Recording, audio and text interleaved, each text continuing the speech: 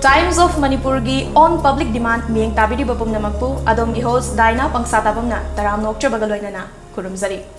Well viewers, ngasigi koigi on public demand hariba program asida miyam gi dama puduna lakliba guest asi yamna special oiba guest amakakni miyamna so thoido hendokna pamgadaba adugumlaba koigi mis amakakni IAWA Innovative Artist Welfare Association India IAWA Indiana Marirak Suboy na sinkiba Miss and Mrs. IAWA India 2019 Hariba beauty pageant asida Manipurbu represent tauduna saruk yakibi personality amakakni. Ladies and gentlemen, presenting before you Mrs. Photogenic title holder and the brand ambassador of IAWA India. We have Haripriya Tongbram. Aduga yamna nungaizaba mana hariba koigi Mrs. Haripriya Tongbram asi Times of Manipur koigi Manipur gi first ever private satellite TV channel asigi oina casual English news reader amakaksu oizari ahanba maktada Haripriya boy koigi studio sida nahongna namka koigi welcome tokzari taram nokchari. Thank you very much. Ahanba maktada punamakpu taram nokchari amadi khurumjari. Yam nungaizai. So first of all, hi tareko from the whole team of Times of Manipur TOMTV gi maikai dagi koina yam sauthok sai as a casual news reader ama hoina ko represent su tawduna hariba beauty pageant asida subtitle amadi brand ambassador gi hariba koi title ani se puduna lakpa ko. So hearty congratulations. Thank you very much once again. Yam nungai sai koi gi han ba wahang oina like family gi introduction khra thambiu koi gi isagi ko koi gi angang kaya sore ima pabung gi ming haiba tare ne khra hoi thamsage ahanba maktada ai isagi ming Tongbram Haripriya Devi ai isamak hawamrak kesam lekai Imphal West gini ai bu pokpiba baba gi ming na Tongbram Gauramani Singh laibak thibana ima di laigidre adubu ima gi ming na manisang kauzai akhoi ichilinaw taruk poi ai hauze ai cha hum leire icha hum loin mak chawre chanupa graduation tami chanupi yaima class 9 tami chanupi tombi class 5 tami aduga as a profession ai hauzik Mega Manipur School da ozawijari as well as Times of Manipur da casual English news reader oina sulejari yam nungai zai koigi IAWA na siliba handaki oina marirak suboy na Miss and Mrs. IAWA India 2019 ko haiba journey hai tare Manipur da laiba koigi selection round masigi journey ada chatluba gi experience madugi nungai bagi wari sing do khra share do biu nungai badi yam nungai gre haibadi isasu haibadi chahi yame ko chahi 40 plus adum leijare hozik 40 sugre ado sumaina haidi isagi chahi yam zala kanda asigumba pageant ama yaurakani haibagi kano se asa se kaisu leirudeba adubu ke haini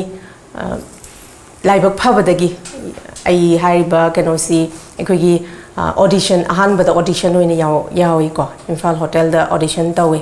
ado audition zi tasengna adusu ai yawge na di tawrubana de haidi mayamgi sum ai friend circle digi ai hana ai oja oiminaramba ai bimolana malay mana pusalak padagi esmai to kholo yaw habadagi ai se audition yawre ado laibak phabadagi audition do ai selection phange haidi have finalist oire ai se ado Manipur represent tawrani haire degi di preparation di haidi documentic preparation se yam tawgi haidi grooming class ali adegi haidi isana dum ai se self motivate so dum tawzagi then Manipur dagi lorba matungda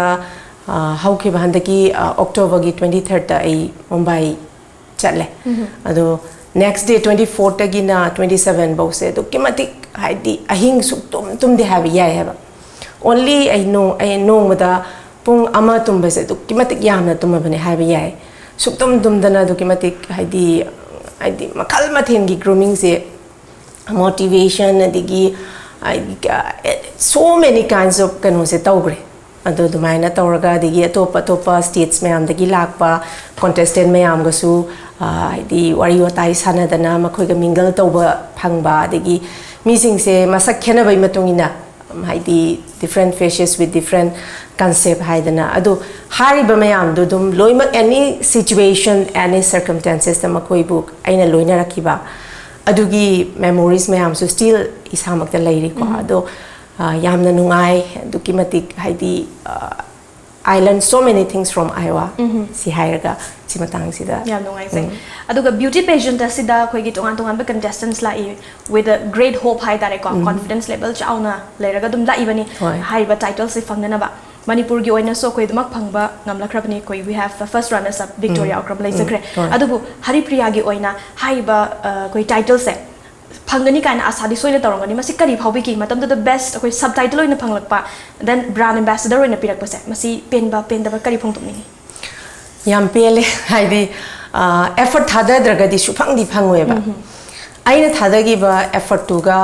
haragadi ai isana ai ngasi haidi photogenic amadi brand ambassador haidi most of the prestigious award ama makoina aigi from the sinabirak pase aduki matik harauzai ai isana deserve to we have say isana yazaningi ke kana have matamda aduki matik ai effort se aduki matik pigi have haidi matam pigi adigi ai mentally adigi spiritually everything ai isana high event si the yauna ba haidi ai soidana ai something kenoma di ai lawda ba sung ya de have se have the exam thaba mi mana ID magi result out or pada ICC have ai khangzaba ngamidana likewise admain tawdana ai samangna aina tawjagi ba thabak ni na aina effort to pigi banina aina ngasi photogenic amadi brand ambassador IAWA lawjara pasa ai deserve to we have ai samangna dum haizaning yam nungai sai aduga handaki oina beauty pageant as tongan ba theme hai tare ko awareness on breast cancer aduga cervical cancer hai tare masi ki tongan ba theme si husik leirabani aduna as a brand ambassador of IAWA oina kari koi Manipur gi oirasu India gi oirasu kari afaba khongthang sing ko hairi ba tamthiraba laina sing ase ngak thokna ba kari sem sabigani kai lebiri akhoi gi handaki IAWA gi theme se haidi cervical cancer and breast cancer ne ado haidi sigi matang sida lagadi awareness piba natana upai leiteba haidi it haidi akhoi kitang haidegraga rural area singda haidi breast cancer se kamaina cervical cancer se kamaina detect tawani habasi makoida awareness ama pidragadi haidi way se leitabani na akhoi hanagi takiba Mrs. Miss Singh sikasu pulaga su akhoi adum wakhal chungjanaraga awareness program ama habadi and hadi adum any every nook and corner da khoi chatlaga kamain tawdana hariba mi sing sida khoina nauringai da breast cancer si karam ba symptom la agadi breast cancer ne habasi chingnagani adigi cervical cancer si karam ba symptom la agadi akhoi doctor da chatlaga tanagani adugi hariba animak sigi preventive measures si akoina makoida sandokna takpiba ma documentic mathau taeba aduna masai urban and both rural areas the in hygienic basi masai breast cancer gi hargadi ai missing si ikai ne heba ai keno ma da chatlaga ai for example ai breast si ai hana leramba normal shape and size sidagi something different la ka doineba haidi machu da oiro adigi di shapes da oiro adigi aikoina haidi pai bi da sokpa da na ba da oiro hana normally leramba du dagi different something different di lerakaniba adugi matam du da aikoina ngasai gi doctor da consult toba ikai bi da ba ai sumaina doctor ai sumaina tawi kholi harakanda haidi kemta tawda targasu haidi normal ai kemta tawdra hai targasu time to time akoina mammograph sima loba ya mathau tai ko aduna ngasai gi breast cancer gi sina si leijare ko adumaina tawraga ngasai gi haini makoi de awareness si symptoms sigum bala agadi ahong ba ngasai gi machu hong aba shape and size hong aba na ba khot pada tongan bahana normal loina leiram badagi ahong bala agadi thuna doctor consult view habasim hygienic adagi tumba matam de khoina khoi chathopada di khoi bra dum phai ko adu bra se dum loose oina tumbiba sisi masu documentic keno mani message amani simasu haijike adagi di cervical cancer gi oraga su masai ikai badagi dum phumjan gi badagi anaba se matang chana yeng haudabadagi stage ayong na yoksalamba aduna masai cervical cancer gi su khuna awareness piba matamda adagi khangdaba su yarongani akhangba mi su yarongani ngasagi cervical cancer gi su symptoms ngasagi haidi menstruation haidi after menstruation sida su adum makhata na kugi bleeding se dum tawdana leira ko bleeding tawdana leira ba and after intercourse sida su bleeding se leira ba adigi abdominal pain leira ba adigi back pain leira ba adigi white discharge sida haidi false smell gumba yaura aba adu taragadi akoina ikai bagi mahuta as soon as possible koina gynecologist sama consult tawbiba ko adigi di hauzik chakhalokbai matungina kano su akoi pap smear test pap smear si su dum akoina tawthokpi ba yai each and every individual nupi khudingmak pap smear su dum tawthokpi ba yai adu taragadi agi uterus sigi kano se condition je sumaina lairi khotli ai kano gi cervix cancer si nabagi kano si kayam na kano lei khole habzi pap smear gi matungina su khangba ngamani then angang sing de su koi hauzik HPV vaccine na thwedana si su ai encourage tawzaningi ado yariba makhaidi hariba singse aina media gi thongda ngasibudi ngangjari dubu thabak oina su pangthokchage soidana haidi atopa sigi matangda cervical cancer amdi breast cancer gi matangda munna khangdaba jaga singda su sungsoi soidana chatlaga makhoi singda su khoina awareness se soidana pijagi habagi wakhalona si chap chana leije yam nuai thagachari hai tare afa fa khong thang mayam hai ba tam thire ba laina sing si ko remote area sing da su chatlaga ikai ba hangoi ba siloi thadoga khoi yari ba makai di prevent the hoxi hai ba wafam si su thamjari du khoi na su expectations kaya ama laizari khong thang afaba mayam ama paikhat piu hai ba wafam si thamjage makha sa dajarak pada khangjaning disi Hariba beauty pageant asida yaw kibada khoigi ngasai oza bipin ko haipet pan bikre serbimol pan bikre masina taba hai tare kanana inspiration ga dipira I support ki matang na thambiu family gi support su tangai phade ko samna haraga ipuroiba dagi like maternal paternal from both the sides support si am darkar le masi matang da kamai to mane yam chumme support si matang da khoigi Miss Dainana hozik hai pan bigre ko frankly speaking I'm a single mother ko I divorced ni samak since 2012 tagi I single loina dum leijabani adubu aigi family de do kimatik support tawe aigi ichile now aidi koi aigi ipanupa se ma masamak su doctor ni Dr. Gitchandra ma masasu adu kimatik mana ise encourage tobi aidi chiche nang ki gano habadi everything whatever nangi darkar leiba khuding mak aina pigani adi emotional spiritually financially mayama ma agi ipanupa and agi inaunupi ani lei agi makhada mana sikim de lei amna US de lei lapna di loi lei nei lapna lei targa suma khoisu adum everyday in touch de lei adi chiche nang si ka kanangi keno kada yausale khole adum hange and agi icha ai cha ahomak se loimak chawre adui taraga su mama nang akhoi chawre ikai je adu du haiba gi hota mama nang gi apamba to haidi akhoi gi damakta nang haidi mama na sacrifice mayam ama tawe akhoi su mama nang gi damakta whatever akhoi na angamba mama nang gi damakta lepkani aduna mama nang mai thibe yade haidi nang haidi ground lawrakera lawro oira mama di akhoi gi damakta adum winner oina dum leirabani haraga sigumba motivation gi upanupa gi ichile now gi icha adigi and I colleagues even this crew of TOMTV then my school colleagues and I friend circle mayam amna I support tawirok tuna masi ai sigi keno si yobangam jabani haijaning yam no ai single mother amana hai tare ko angang se graduation tama phau yaure and 40 plus ki lady ama khakni kamu yamna waram gani struggle kamu yamna tawam gani haipasi mami tari adu ga koi makha sa thajrak poina so khangjaning lisina mo hagi Haripriya gi mota ko women empowerment koi kitang sumari laina doini kari haibini gi matang da women empowered tawya ba mo da ko kari tawraga di koi women se empowered oigani natraga women empowerment gi matang kai kai haibini hanba maktada women empowerment haibadi ai isada poglakpada ishorna ingonda personalities capabilities ai potential mayam abadi pire eba hape eba adubo khoina nupi orubana maram na ai isa se realize tawjadeba self realization tawdeba haidi asmina ngangna gini aduna tawgini asmina adu ngangna gini habagi akiba sigi marumda everything deny tawga laeba women empowerment sigi matang se la agadi whatever aina ngasagi deny tawgriba ai se kari oibe yai ai kari tawba ngami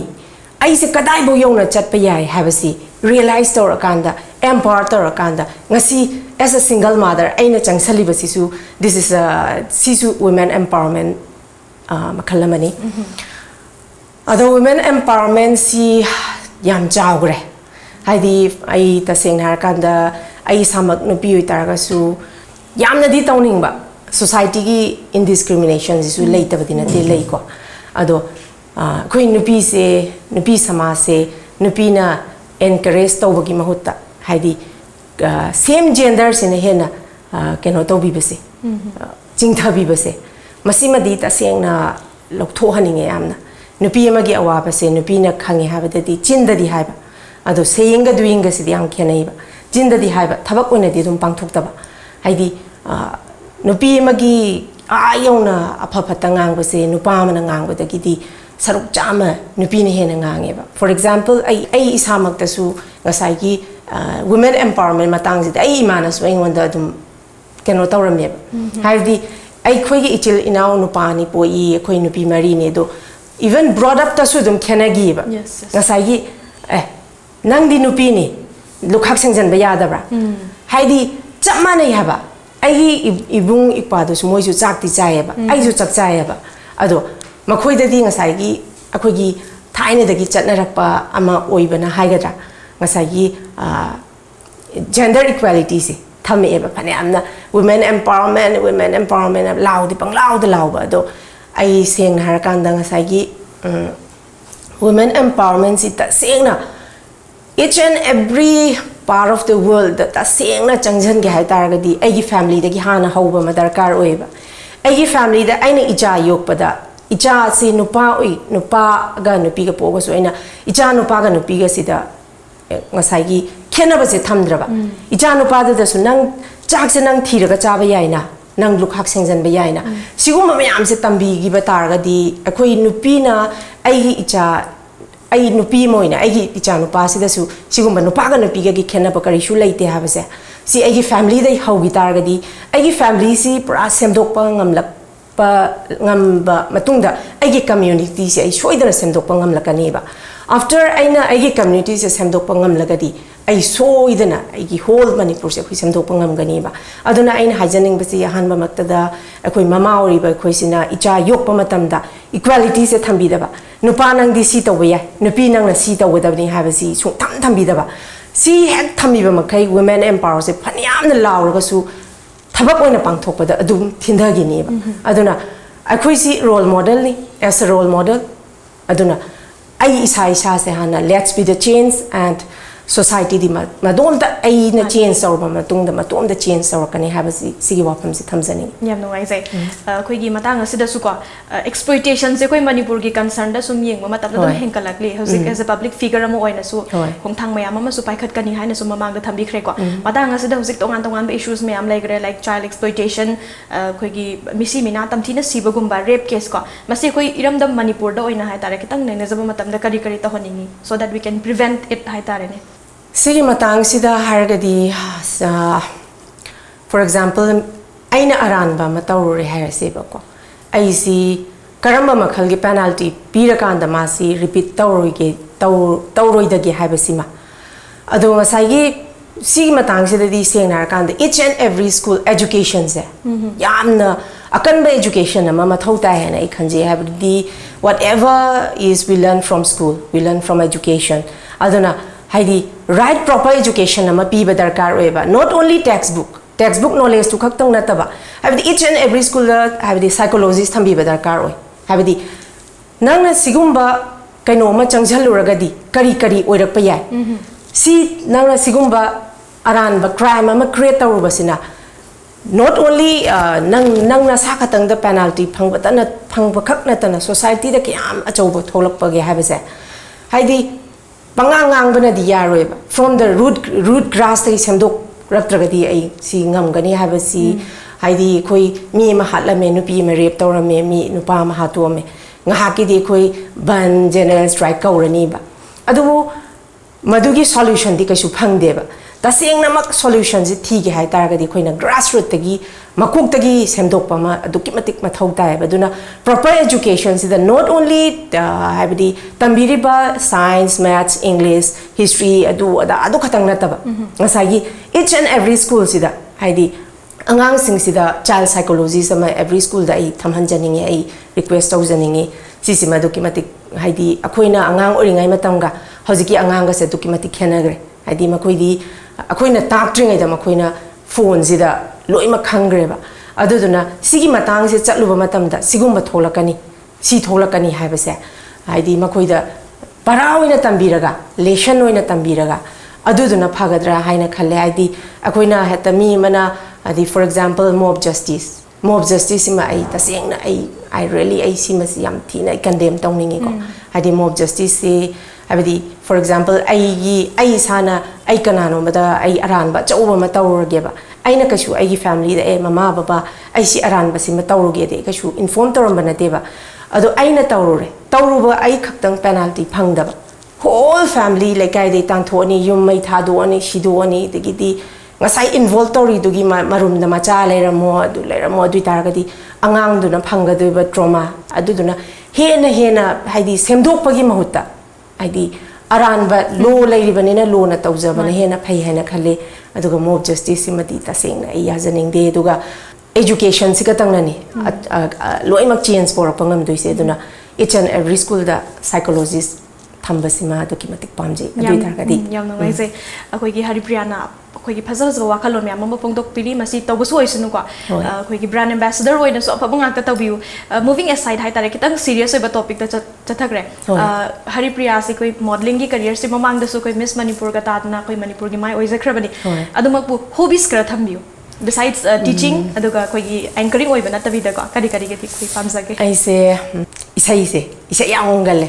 Pi sura su chak thonga su ani kanom tawbase haigera hairoira isai je saga taraga khwai nungai jaba adi am ngangale isai simadi ai hobby se isai hai ta okay yam nungai je isai ama soidana koi gi ngasi gi episode se loram tai da myam gi dama khudol tamjange tawdabu khangjan english si nupi ama oige harga di ngasai afaba mama di haibi gre ko koi qualities afaba humtang tangai fadana chendaba yadaba gun humtang haibiram afaba mama ma oi taragadi always time ngasai gi positive vibe negative na taba positive vibe oi ba mama ma yam aduki mathi darkar oi adigi whatever macha duna aran ba tawraga su ijana la libase hadi judgment je right judgment pi bangam ba mama ko ani sugre ko keno adigi ahum subada ngasai gi at least yam chilaga su hojiti working woman loi orebanina yam gera yamoira no moda macha gi damak matam khara pi bangamba mama se ohenjani yam no ngai se aduga perfect man hai tare ko koi afaba nupa masisu samasa ma semba da koina choba daita thodang lori bani makoi da selhaning ba gun tanga thambi afaba nupa se sengna kan de ai mota di thabak chilau thi daba haidi aduni adani haidana chilau thabak se chilau sung thi bi daba adigi di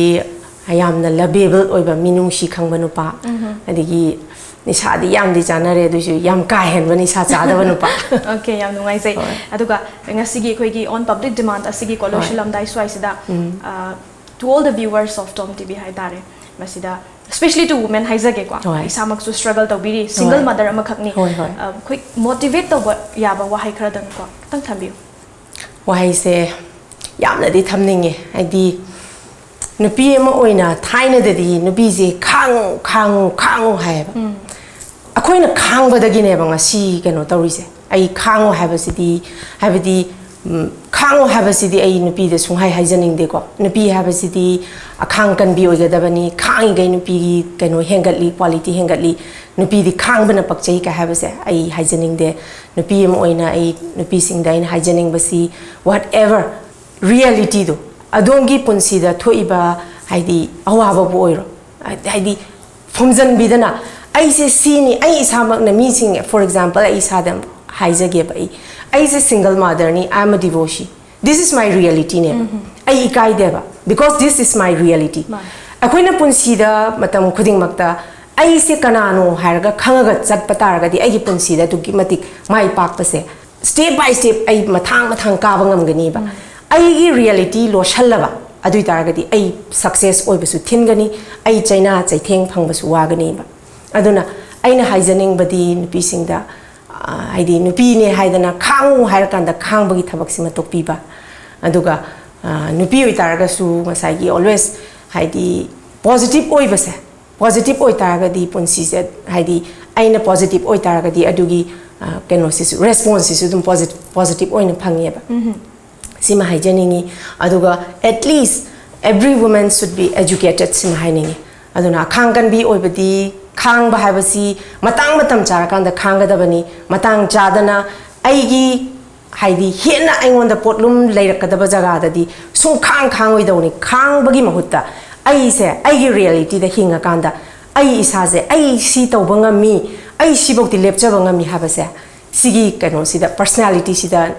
lepio habase si haijening Hariba beauty pageant ko IAWA India 2019 si saru gyana na buhon ba tungan ba preparations struggles me amama tawi masi mami soidana tai maramdi yoga chatana khotana tawi habse khoinu sudum uzaki maram rakta paw pa bala ko matam da hai ko masi matang sida koi gi khangjan english si body maintenance si matang sida achamba amam susai na tabi koi tazakre hai tare ko Haripriya gi oina khwai dagi pamjaba Manipuri gi mathilam tang tambiram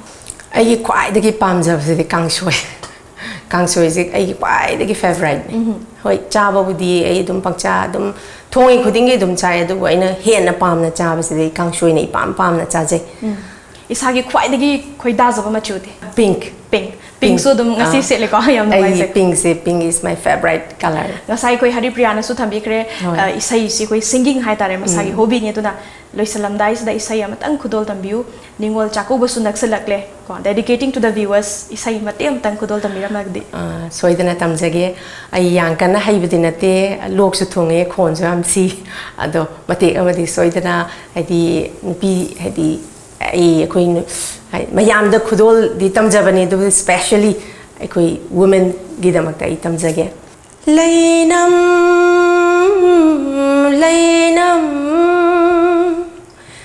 lainam mana thamoi hokhi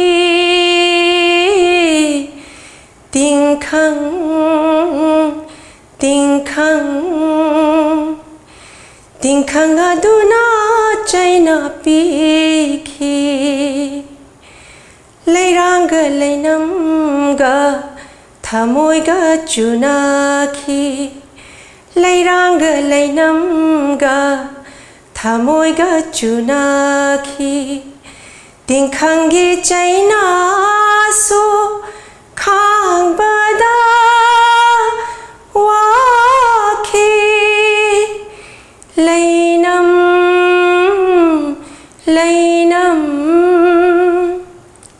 thank you so much yamna nuksiba khonjel amasu yawirame yam nungai jai last wahang oina hai tare ko last question oina ningol chako bugi oiba special